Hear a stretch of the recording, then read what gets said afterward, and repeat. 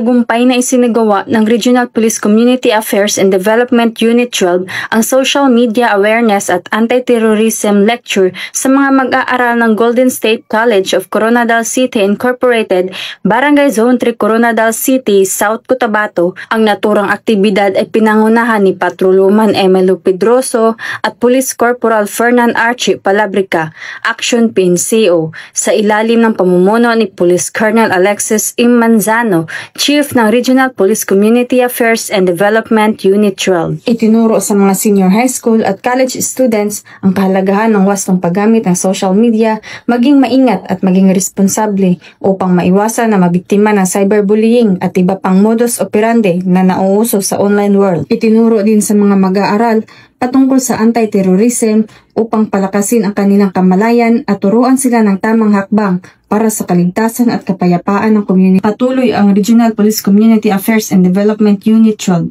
sa pagbabahagi ng tamang paggamit ng social media at laganapin ang panlilinlang ng mga communist terrorist group sa pamamagitan ng pagtuturo ng maling ideolohiya na sumuporta sa mga armadong pag-aalsa laban sa gobyerno.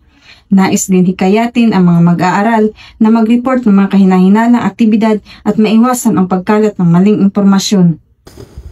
Mula dito sa General Santos City, ako ang inyong Police News Network Correspondent, Patrolwoman Jovelyn Dodoso, alagad ng batas taga-taguyod ng Balitang Police.